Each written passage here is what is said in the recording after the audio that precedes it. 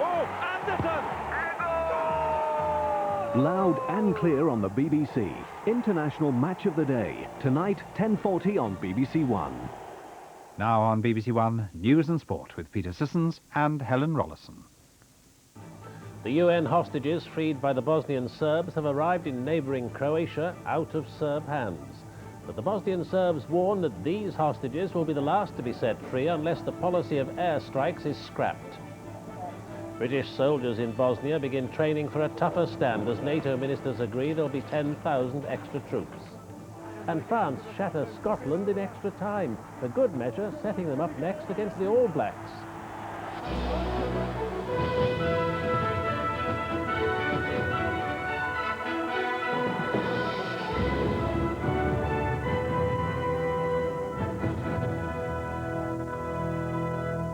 Good evening.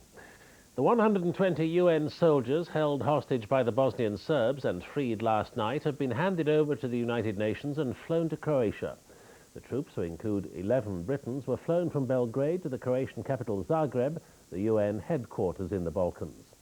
A number have tonight travelled on to the base at Split, where they will be debriefed. Serbia had intervened to secure their freedom, but 250 UN troops are still being held captive, and the Bosnian Serbs insist that no more will be released until NATO's policy of punitive airstrikes is abandoned.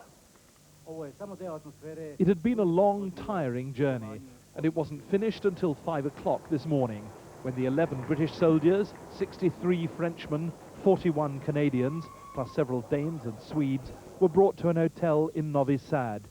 They'd left 257 other hostages behind them, together, it's thought, with the pilot of the crashed American F-16 plane, which the Bosnian Serbs shot down yesterday. He's said to have survived and to have been taken prisoner. As they relaxed at their hotel in Novi Sad, the freed hostages were still pretty restricted. The Serbian authorities were determined not to take any risks with them, and the waiting journalists weren't allowed to get anywhere near. From time to time, diplomats and other visitors would arrive with supplies for the men. Soft drinks, a few packs of cigarettes. There were glimpses of the French and Canadian troops, but no sign of the 11 men from the Royal Welsh Fusiliers. I spoke to all our British soldiers. The British chargé d'affaires from Belgrade, the normally dapper Ivor Roberts, had spent most of the night here and hadn't even had a chance to shave. I asked him if the British soldiers had been worried about their safety while they were in the hands of the Bosnian Serbs. I don't think they've ever felt in mortal danger, as it were. But obviously, in Bosnia, anything can happen. And then we caught our first sight of the British soldiers.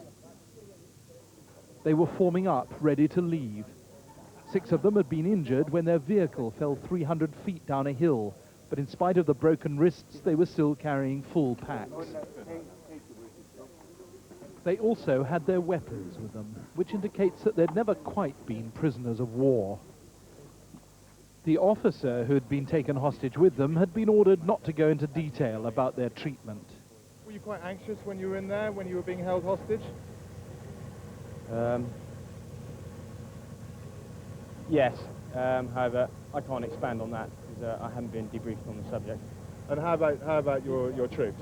How did they hold up against it all? Oh, very well. We're all in good spirits, and we're all again happy to be out. 5 days of quite anxious times, but it's over now, and I'm very happy.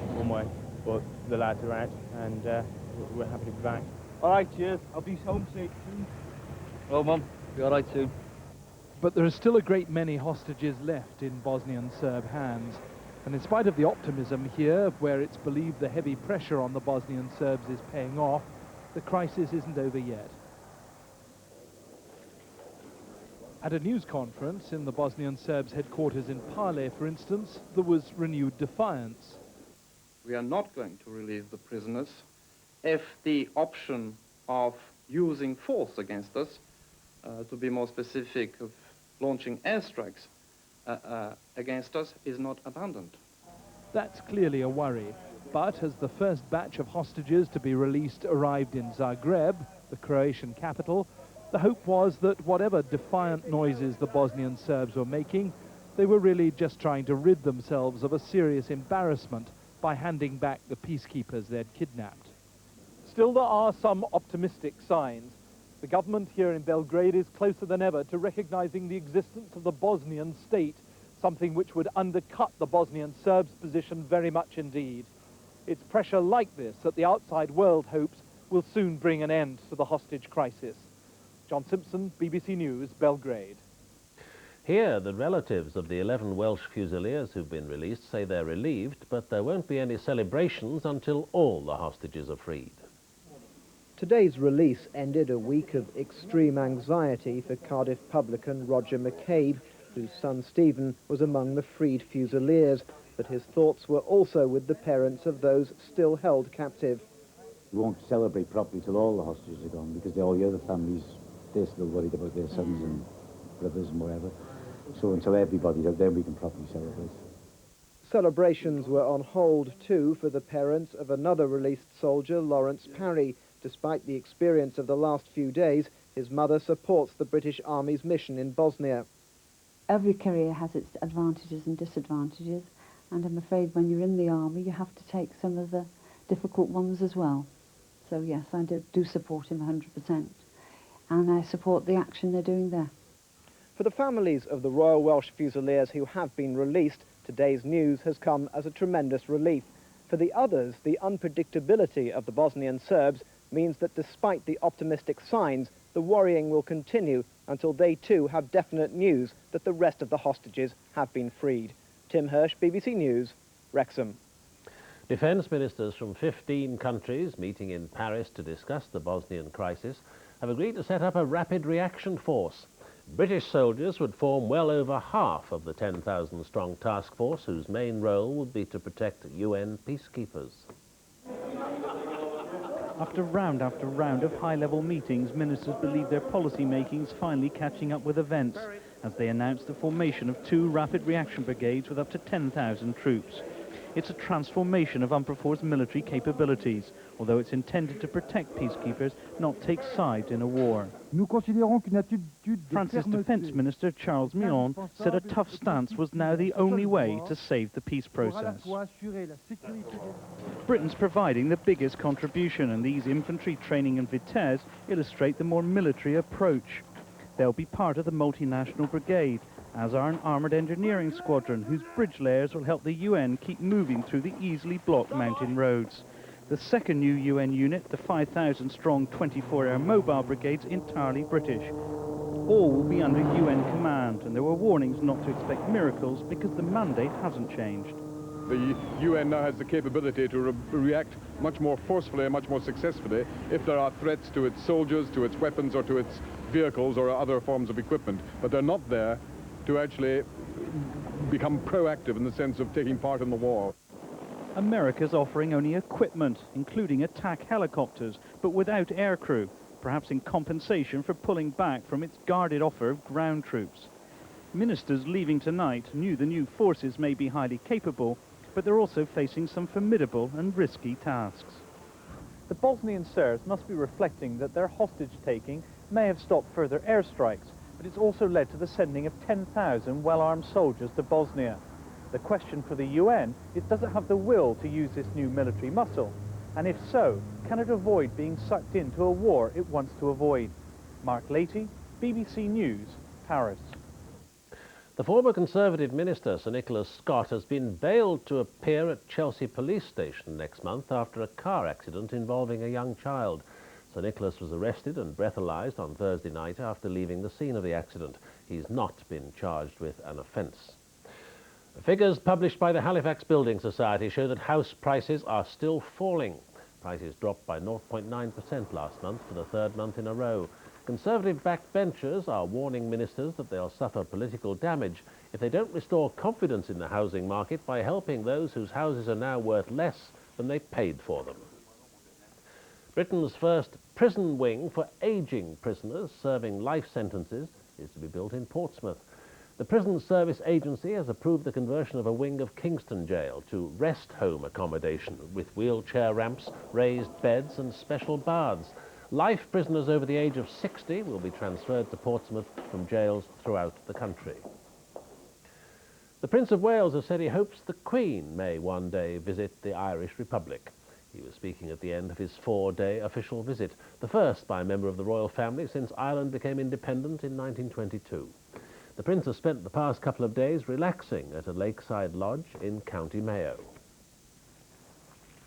Prince Charles was invited to County Mayo by Lord Brabourne and his wife Countess Mountbatten.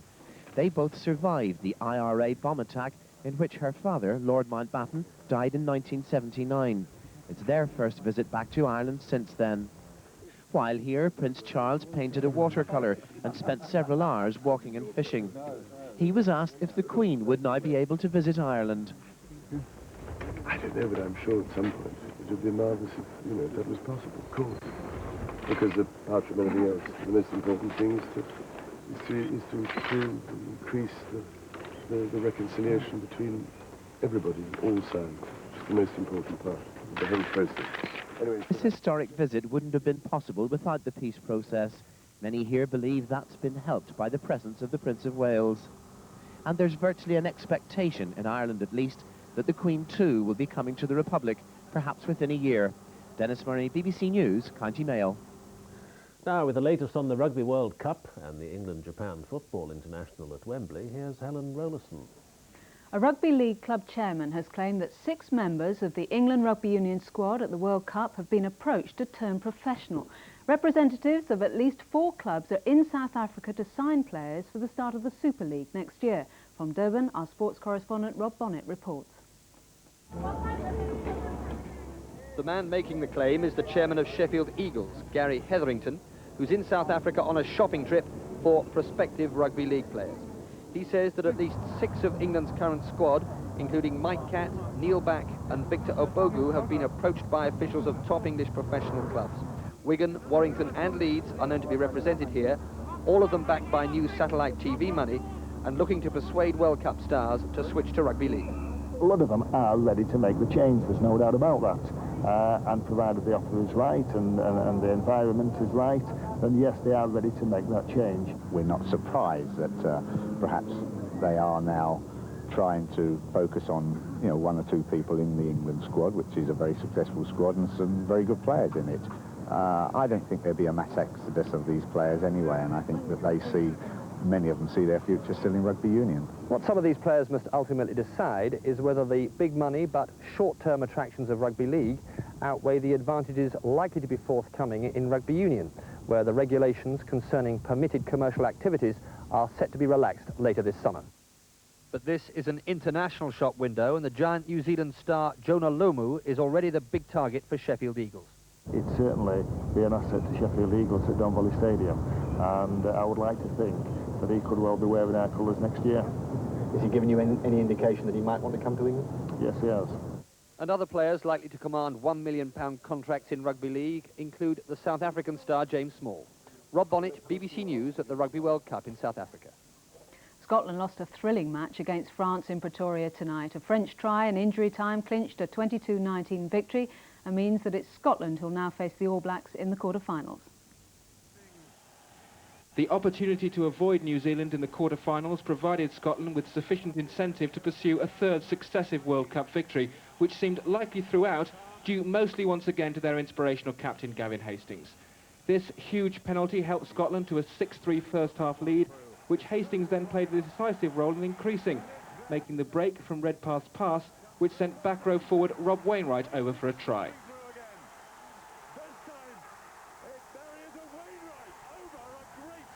Crucially though, Hastings missed 3 kicks today, and Scotland's lead was cut to just 4 points after half-time by Thierry Lacroix.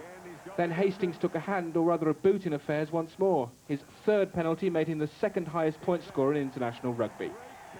That it wasn't enough to ensure victory was due in part to the accuracy of Lacroix's kicking and in part to French resilience. They pounded away at the Scottish line in the closing minutes and rewarded in injury time when Emile Ntomak powered his way over. For France, it's Wales or Ireland in the quarter-finals. For Scotland, it's the mighty All Blacks. Duncan Jones, BBC News, at the Rugby World Cup in South Africa. And the Ivory Coast winger Max Brito has been left paralysed in both legs and an arm after suffering a serious spinal injury during his side's defeat against Tonga in Rustenburg. Doctors don't yet know whether he'll regain the use of his limbs. Meanwhile, Australia and South Africa completed their group matches. South Africa beat Canada 20-0 and Australia had a comfortable win over Romania. They won by 42 points to 3, scoring 6 tries. Winger Joe Roth got 2 of them, the best coming just before half-time. Today's results mean that Australia will play the winners of tomorrow's match between England and Western Samoa. The England footballer Paul Gascoigne has confirmed that he intends to sign for the Scottish champions Rangers. Gascoigne made his return to international football after an absence of 15 months in England's Umbro Cup match against Japan at Wembley today. Afterwards, he flew to Glasgow where he told waiting fans, "Rangers are the only club for me, but any deal is unlikely to be sealed until next month." England turned in one of their worst performances under Terry Venables as they played Japan, a team they were expected to beat comfortably. But they needed a penalty 2 minutes from time, awarded after Hashir Atani handled on the line. David Platt scored with an ease that hardly typified England's performance to claim a hollow 2-1 victory. And the Republic of Ireland were held to a humiliating 0-0 draw in their European Championship qualifying match against Liechtenstein, a team of amateurs who conceded 15 goals in their last 2 matches. 14-year-old Martina Hingis has been knocked out of the French Open Tennis Championships, but another teenager, Chandra Rubin, has beaten the 5th seed Jana Novotná. Rubin, ranked 53rd in the world, staged an astonishing comeback. From being 5-love down in the final set, she exploited a nervous Novotná, saving 9 match points on her way to winning 6-7, 6-4, 8-6. And the IBF heavyweight boxing champion George Foreman has been ordered to give Axel Schulz a rematch. It follows his controversial points win over the German in April. The 46-year-old has been told to fight or give up his title. Peter. And the main news again, the UN hostages freed by the Bosnian Serbs have now arrived in Croatia. But the Bosnian Serbs say any further releases will be conditional on a guarantee of no more airstrikes. That's all from the BBC Newsroom tonight. From Helen and from me, good night.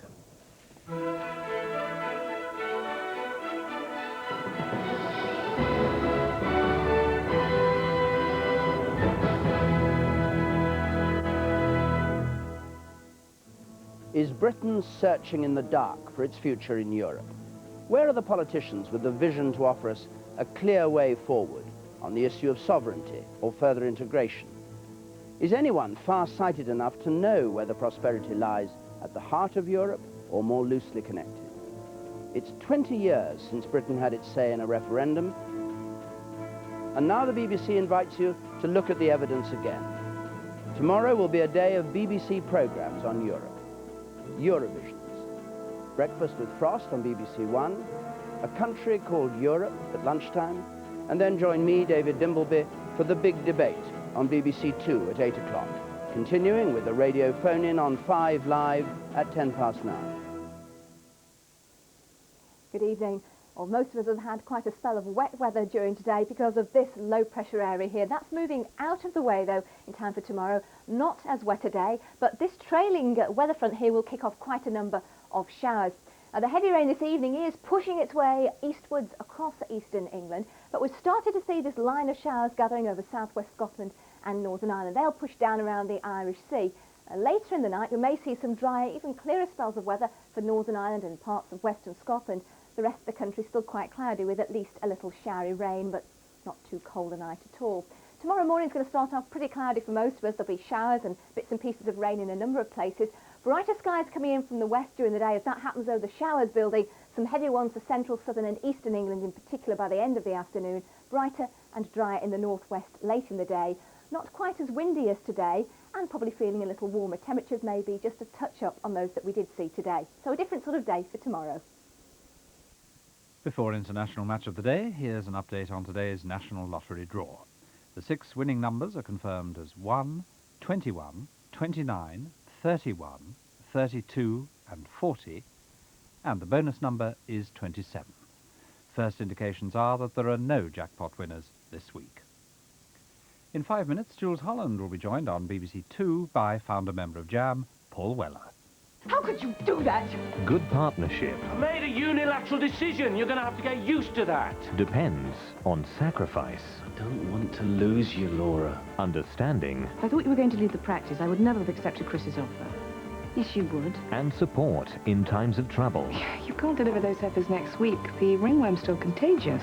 Good day, Mrs. Hall. Learning the rules of good partnership We're equals in this, Chris. That's what you chose. Yeah, I did, didn't I? in The Vet, tomorrow at 8 on BBC One.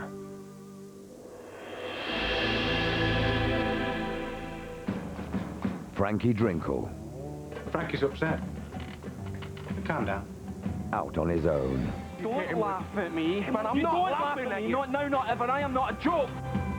Out of luck The reality is, Frankie, you cannot go out there on the streets anymore. and out of sorts. I am physically and biologically unfit to serve. A career on the line. Out of the Blue, Tuesday 9:30, BBC One. Now, on BBC One, International Match of the Day, introduced by Tony Gubber.